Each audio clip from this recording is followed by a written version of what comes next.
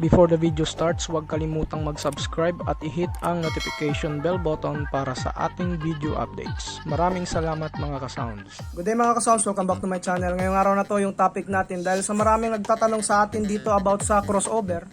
Ngayong araw na to, i-demo natin kung ano yung purpose ng crossover na ito, no? So marami kasi nagtatanong sa atin kung ano ba talaga yung purpose nito.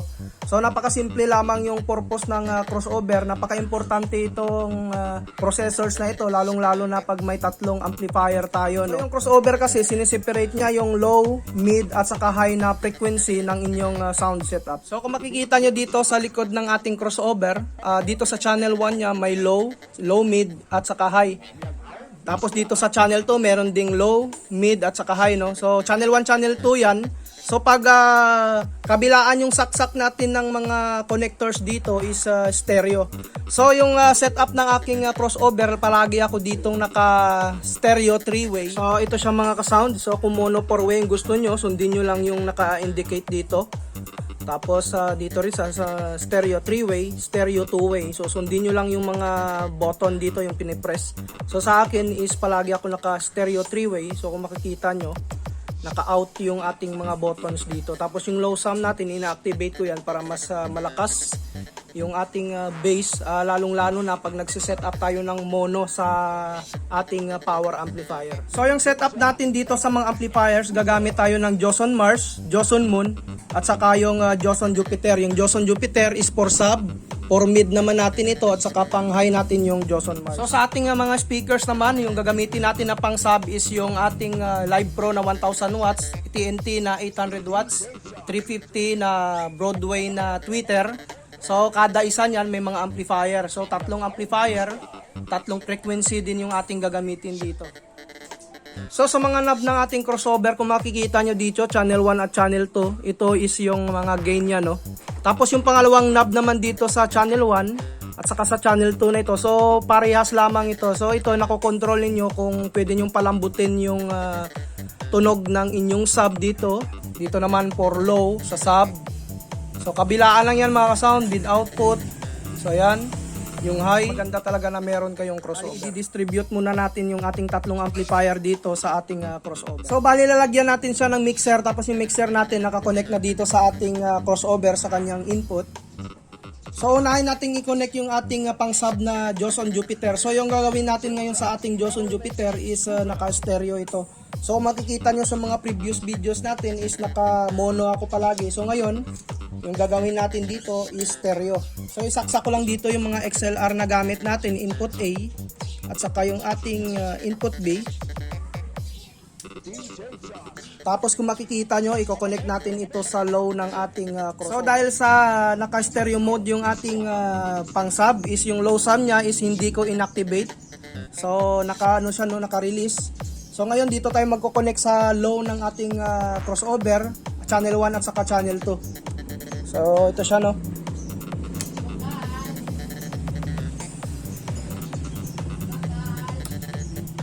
So yung ating low frequency nakakonect na sa ating crossover.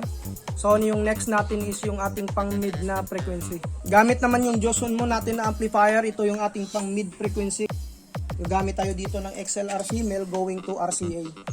So kung makikita nyo sa ating Joson Moon, may audio input. Dito tayo magsasaksak sa audio input. So yung kanyang female XLR, i-connect na natin dito sa ating mid frequency sa ating crossover. So kung makikita nyo sa ating crossover dito, may mid sa channel 1, saka mid din dito sa channel 2. So dito tayo magsasaksak. So ganyan lang kasimple mga ka-sounds yung purpose ng ating crossover.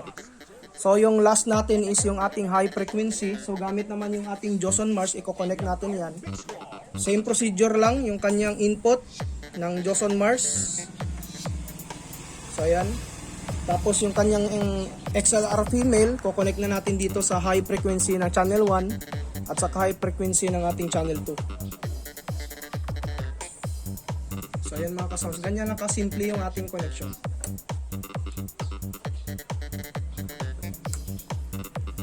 So ngayon isa sound check na natin kung ano yung resulta ng ganitong setup. So mga ka-sounds, i-check natin isa-isa yung ating mga frequency dito, no. So play tayo ng music. So unahin natin yung ating pang Twitter. So hinaan lang natin yung volume. Hindi tayo magsa-soundcheck ng malakas kasi may mga bisita yung barangay dito ngayon. So yan mga ka-sounds yung ating high frequency. Kung maririnig nyo. So yan mga ka-sounds. So yan yung ating high frequency. Kung mapapansin nyo, kung may crossover, separate na separate yung ating frequency na high. So yung next natin yung ating mid na frequency. So ayan mga ka-sounds, hindi lang natin pwedeng lakasan kasi may bisita sa ating barangay dito. So makikita nyo, separate na separate din yung ating mid frequency dito. So yung ating low frequency, naka stereo mode tayo. So dalawang volume yung gagana. So yan mga ka-sounds yung ating low frequency. So mga ka-sounds, ito yung ibig kong sabihin, no. So sa pangalawang knob dito, pwede nating palambutin at saka patigasin yung tunog ng ating sub. So sa tunog na ito is matigas na ito. So kung gusto niyo malambot, so ganitong sound mga ka-sounds, no. So depende na sa inyo. So malambot na yan. So kung gusto niyo mas i-change pa yung kanyang tunog, so ito mas matigas ito. So maririnig niyo mga ka-sounds. So medyo may vocal siya, tapos matigas yung kanyang bass. So sa ganitong setup, sa 140, napakaganda ng tunog niya kasi nawawala yung vocal, tapos matigas yung kanyang bass, yung tunog. So kung i-full natin dito is may sub siya pero napakalambot ng tunog niya. So yeah. So ito mga ka-sounds dito, ito yung tunog na malambot. So yan lamang mga ka-sounds yung ating topic dito sa crossover natin na ito. So ngayon isa-sound check natin ito ng sabay. So ngayon mag-steady lang tayo dito sa 140. So mga ka-sounds, inuulit ko, no, bawal tayo magpa-sound check ng malakas kasi nga may bisita dito sa barangay. So mag-play tayo ng music. Ganun pa rin yung sound check ni yung remake pala ni DJ Jazz. So unahin natin yung pang Twitter natin. So yan mga ka-sounds. So yung sub pala natin nakatumutunog na. Tapos lagyan natin ng mid. Yung sub natin dinagdagan ko hanggang 2 o'clock. So yan mga ka-sounds yung setup niya.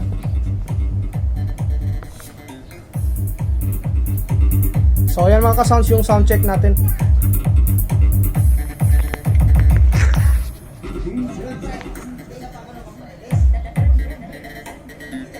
So yan mga ka-sounds, napakaganda ng tunog natin. So bawal lang tayo magpalakas. So pwede natin rin i-pull dito yung pang sub natin sa Joson Jupiter. So ayan.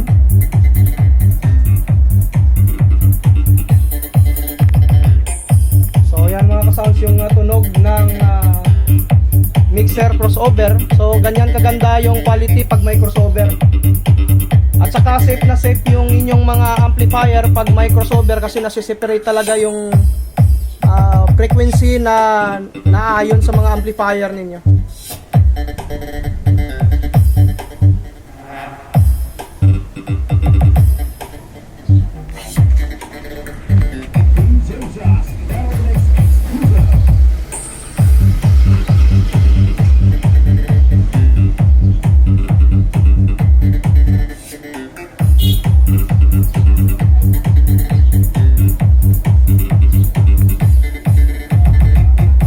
So yan yung ating pang high na amplifier mga ka-sounds, yung Joson Mars. Pang mid natin na amplifier. Pang sub natin, Joson Jupiter.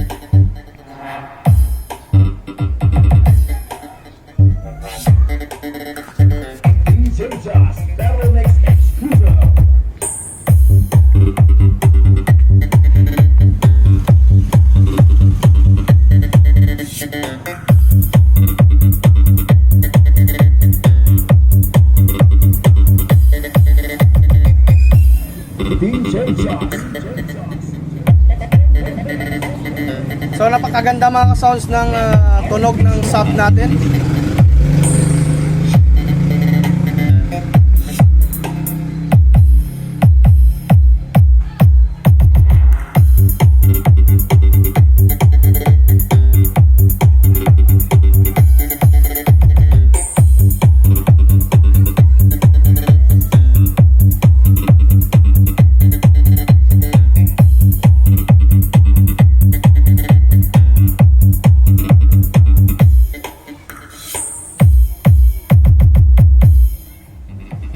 So shoutout muna natin yung mga nagpa-shoutout sa atin, si Darrell Panaga, Lokban Electronics at saka si DJ Paul Isabela Mix Mobile. So maraming salamat sa suporta nyo mga ka-sounds. So, mga ka-sounds, hanggang dito na lang yung topic natin at sana'y na-satisfied kayo sa ating pag-explain dito sa ating crossover. So napakasimple lamang naman yung ating explanation dito.